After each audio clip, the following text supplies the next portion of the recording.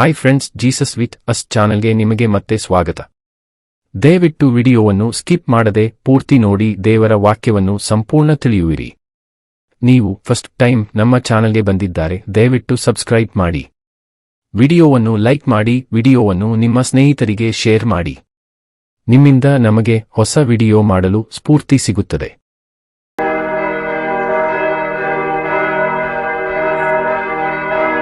ಯೆಶಾಯನ ಪ್ರವಾದನ ಗ್ರಂಥ ಅಧ್ಯಾಯ 61. ಚೀಯೋನಿಗೆ ರಕ್ಷಣೆಯ ವಾಗ್ದಾನಗಳು. ಕರ್ತನಾದ ಯೆಹೋವನ ಆತ್ಮವು ನನ್ನ ಮೇಲೆ ಅದೆ. ಆತನು ನನ್ನನ್ನು ಬಡವರಿಗೆ ಶುಭವರ್ತಮಾನವನ್ನು ಸಾರುವುದಕ್ಕೆ ಅಭಿಷೇಕಿಸಿದನು. ಮನ ಮುರಿದವರನ್ನು ಕಟ್ಟಿ ವಾಸಿ ಮಾಡುವುದಕ್ಕೂ, ಸೆರೆಯವರಿಗೆ ಬಿಡುಗಡೆಯಾಗುವುದನ್ನು, ಬಂದಿಗಳಿಗೆ ಕದ ತೆರೆಯುವುದನ್ನು ಪ್ರಸಿದ್ಧಿಪಡಿಸುವುದಕ್ಕೂ ಯೆಹೋವನು ನೇಮಿಸಿರುವ ಶುಭವರುಷ, ನಮ್ಮ ದೇವರು ಮುಯ್ಯಿ ತೀರಿಸುವ ದಿನ, ಇವುಗಳನ್ನು ಪ್ರಚುರಗೊಳಿಸುವುದಕ್ಕೂ, ದುಃಖಿತರೆಲ್ಲರೂ ಸಂತೈಸುವುದಕ್ಕೂ, ಚೀಯೋನಿನಲ್ಲಿ ಶೋಕಿಸುವವರಿಗೆ ಬೂದಿಗೆ ಬದಲಾಗಿ ಶಿರೋಭೂಷಣ, ದುಃಖವಿದ್ದಲ್ಲಿ ಆನಂದ ತೈಲ, ಕೊಂದಿದ ಮನಕ್ಕೆ ಪ್ರತಿಯಾಗಿ ಉತ್ಸಾಹ ಸ್ತೋತ್ರದ ವಸ್ತ್ರ, ಇವುಗಳನ್ನು ಒದಗಿಸಿಕೊಡುವುದಕ್ಕೂ ಆತನು ನನ್ನನ್ನು ಕಳುಹಿಸಿದ್ದಾನೆ. ಯೆಹೋವನು ತನ್ನ ಪ್ರಭಾವಕ್ಕೋಸ್ಕರ ಹಾಕಿದ ನೀತಿ ವೃಕ್ಷಗಳು ಎಂಬ ಬಿರುದು ಇವರಿಗಾಗುವುದು. ಪುರಾತನ ಕಾಲದಲ್ಲಿ ಹಾಳಾದ ನಿವೇಶನಗಳು ತಿರುಗಿ ಕಟ್ಟುವರು. ಪೂರ್ವದಲ್ಲಿ ಪಾಳು ಬಿದ್ದದ್ದನ್ನು ಪುನಃ ಎಬ್ಬಿಸುವರು. ತಲತಲಾಂತರಗಳಿಂದ ಹಾಳು ಬೀಳಾದ ಪಟ್ಟಣಗಳನ್ನು ಜೀರ್ಣೋದ್ಧಾರ ಮಾಡುವರು. ಆಗ ವಿದೇಶಿಯರು ನಿಂತುಕೊಂಡು ನಿಮ್ಮ ಮಂದೆಗಳನ್ನು ಮೇಯಿಸುವರು. ಅನ್ಯರು ನಿಮಗೆ ಉಳುವವರು, ತೋಟಗಾರರು ಆಗುವರು. ನೀವೋ ಯೆಹೋವನ ಯಾಜಕರೆಂಬ ಬಿರುದನ್ನು ಹೊಂದುವಿರಿ. ಜನರು ನಿಮ್ಮನ್ನು ನಮ್ಮ ದೇವರ ಸೇವಕರು ಎಂದು ಕರೆಯುವರು. ಜನಾಂಗಗಳ ಆಸ್ತಿಯನ್ನನುಭವಿಸುವಿರಿ. ಅವುಗಳ ವೈಭವವನ್ನು ಪಡೆದು ಹೊಗಳಿಕೊಳ್ಳುವಿರಿ.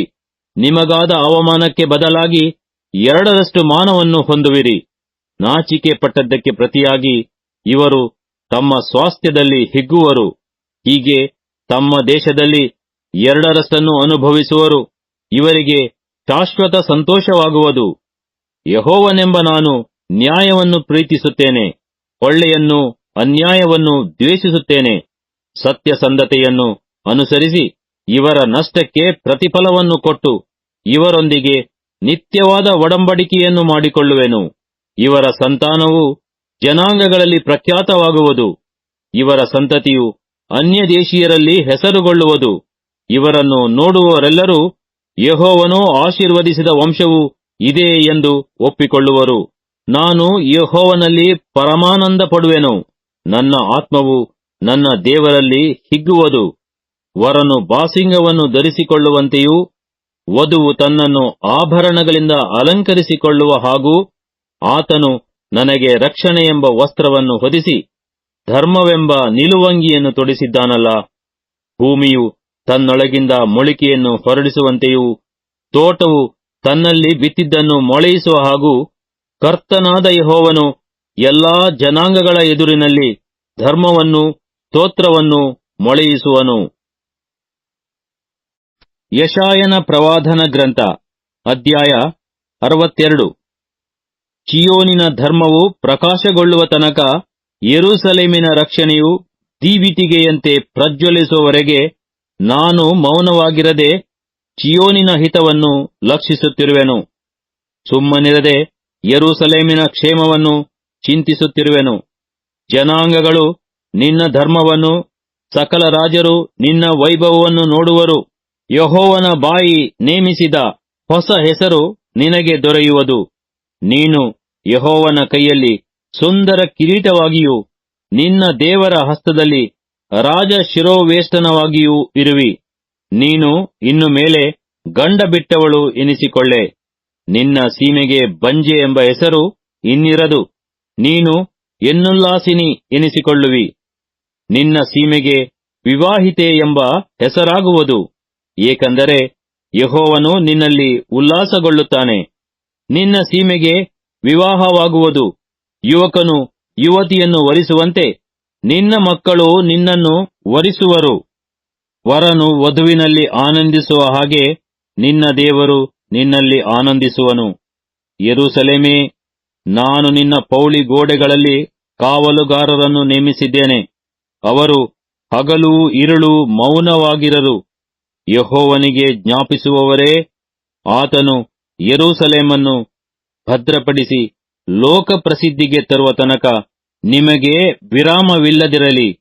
ಆತನಿಗೂ ವಿರಾಮ ಕೊಡದಿರಿ.